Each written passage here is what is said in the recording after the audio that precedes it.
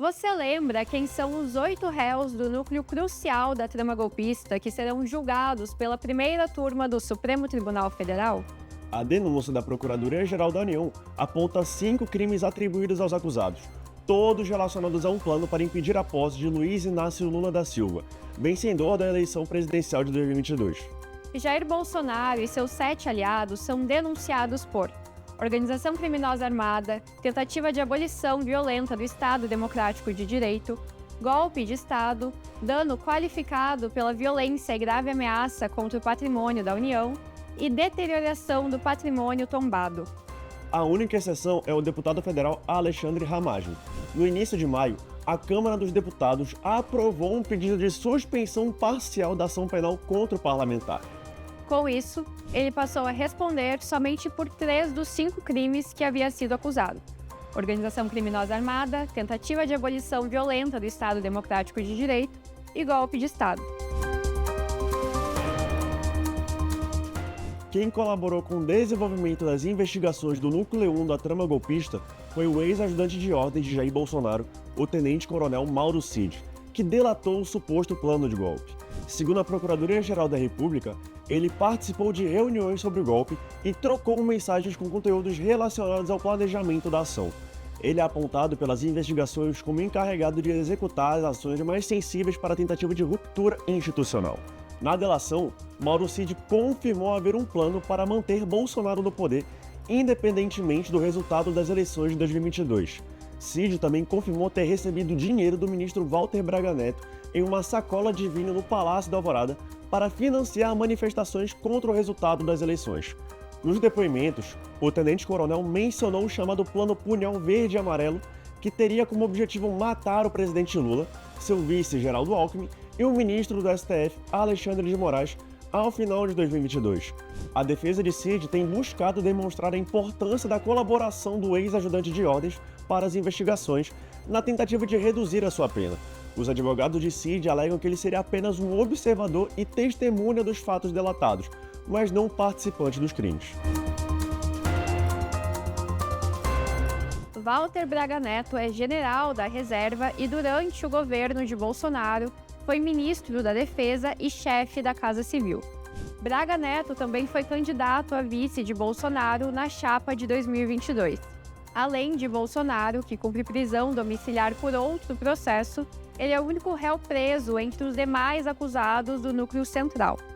O general foi detido em dezembro de 2024 por suspeita de obstruir as investigações da trama golpista.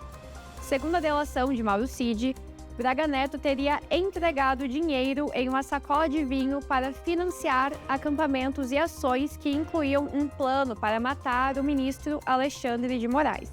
Segundo as investigações da PF, o general incitou militares a aderir ao golpe de Estado e foi responsável por eleger alvos para amplificação de ataques pessoais contra militares em posição de comando que resistiam a aderir ao suposto plano golpista. A defesa de Braga Neto alegou ausência de provas e fragilidade do depoimento de Mauro Cid. Braga Neto afirmou que Cid foi obrigado a mentir. Por fim, os advogados do general alegaram que os fatos imputados a ele não configuram crimes, sendo apenas atos preparatórios sem violência ou grave ameaça. A defesa coloca a reunião de 15 de dezembro de 2022 no centro da denúncia da PGR e diz que não há crime. Sobre a suposta entrega de dinheiro para Cid para financiar o golpe, Braga Neto alega ausência de provas.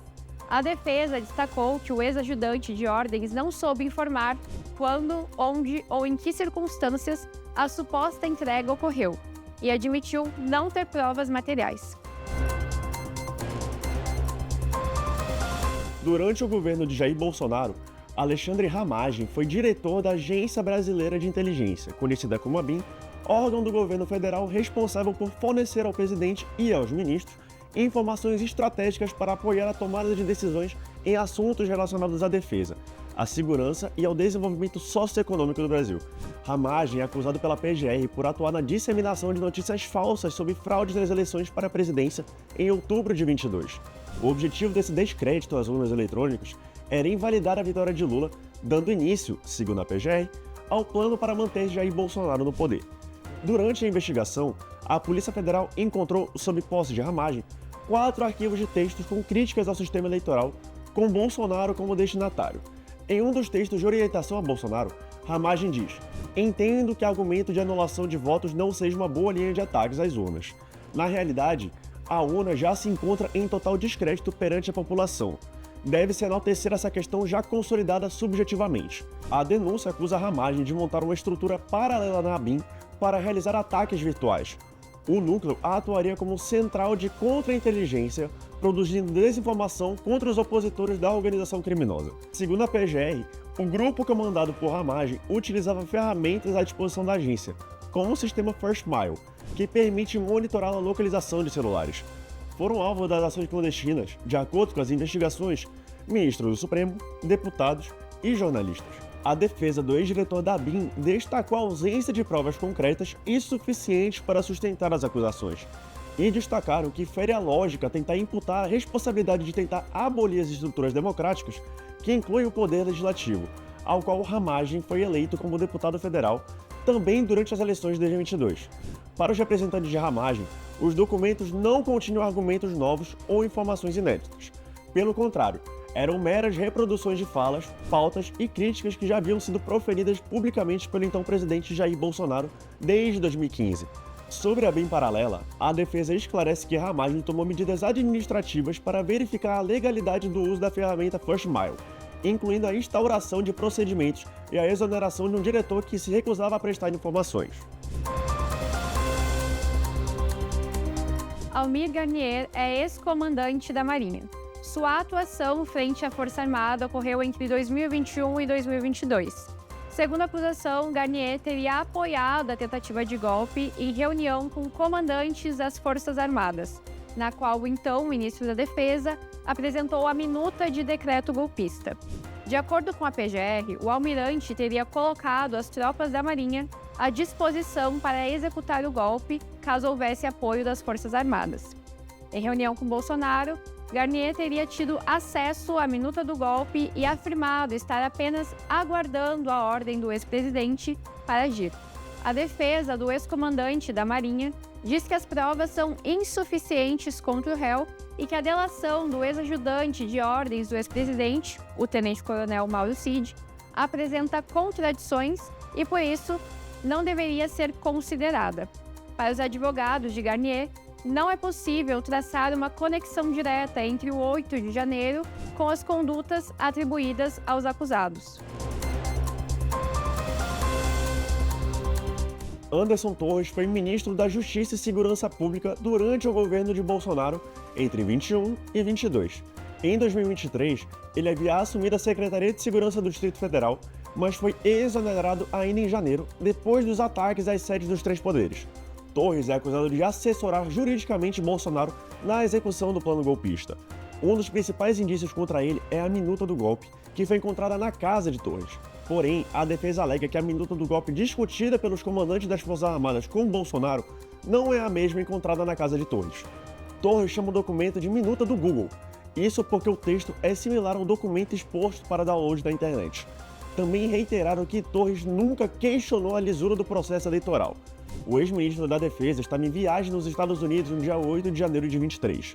Durante seu interrogatório, Torres já havia dito que viajou tranquilo, porque às vésperas dos ataques na Praça dos Três Poderes, no dia 6 de janeiro, o acampamento de bolsonaristas em Brasília já estava desmobilizado.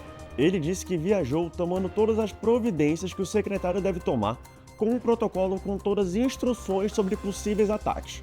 No depoimento, Torres havia alegado ainda que a responsabilidade pelo 8 de janeiro era da Polícia Militar do DF. O ex-secretário acrescentou que, ao tomar conhecimento dos atos, enquanto estava fora do país, ligou para diversas autoridades pedindo uma atuação mais eficaz.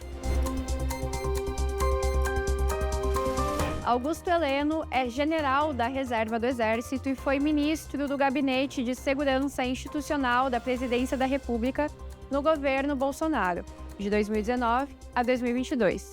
Segundo a denúncia da PGR, Heleno participou de uma live que propagava notícias falsas sobre o sistema eleitoral. A Polícia Federal também localizou uma agenda com anotações sobre o planejamento para descredibilizar as urnas eletrônicas. No material, foi encontrado um mapa com o levantamento das áreas onde Bolsonaro possui aliados confiáveis e orientações para a construção de um discurso crítico às urnas. A defesa do general alega que não há provas suficientes para sua condenação e que a acusação não produziu nenhuma prova em desfavor de Heleno. Os advogados ainda dizem que não é crime questionar o processo de votação, ainda mais antes que as eleições fossem realizadas. Além disso, a defesa rebate acusações sobre participação em lives, porque a mera presença física do general em uma live, sem se pronunciar, não poderia implicar em suposta empreitada golpista, conforme dito pela defesa. Sobre a agenda encontrada pela PF, os advogados de Heleno dizem que o documento era de uso pessoal, nunca compartilhado com outras pessoas. É negada também a instrumentalização do GSI. Os advogados de Heleno alegam ainda que não existiu qualquer participação do réu em cúpula da organização criminosa. Paulo Sérgio Nogueira é general da Reserva do Exército e foi ministro da Defesa durante 22 no governo de Bolsonaro. Segundo a acusação da PGR, ele teria apresentado aos comandantes militares um decreto de estado de defesa redigido pelo então presidente Bolsonaro. O texto previa a criação de comissão de regularidade eleitoral e buscava anular o resultado das eleições. A defesa de Paulo Sérgio diz que o general atuou para fazer com que Bolsonaro mudasse de ideia em relação à implementação de medidas de exceção. Sobre o relatório feito pelas Forças Armadas nas eleições de 2022 sobre as urnas eletrônicas, a defesa destaca que não houve nenhum tipo de alteração no conteúdo do texto ou do prazo de entrega. O nome central entre os réus do julgamento da trama golpista é o do ex-presidente da República, Jair Bolsonaro, apontado como líder de toda a articulação do golpe. A Procuradoria-Geral da República sustenta que Bolsonaro é responsável por comandar o plano para se manter no poder depois de ser derrotado nas eleições de 2022.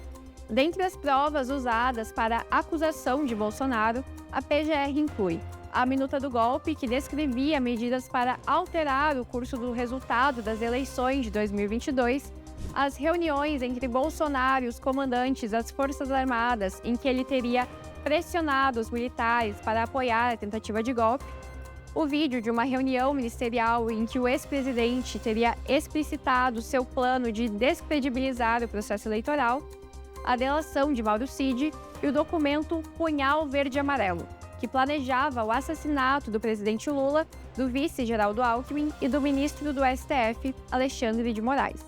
A equipe de advogados de Bolsonaro chamou a acusação do procurador-geral, Paulo Gonet, de absurda e golpe imaginado. A defesa do ex-presidente insistiu na falta de provas que pudessem colocar Bolsonaro no centro da trama golpista de forma clara.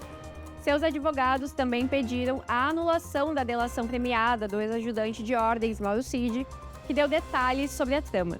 Além do núcleo central, que envolve o ex-presidente, outros 3 grupos respondem criminalmente por participação na tentativa de golpe, mas ainda sem data definida para análise pelos ministros da primeira turma, que são Alexandre de Moraes, relator do caso, Cristiano Zanin, Luiz Fux, Carmen Lúcia e Flávio Dino.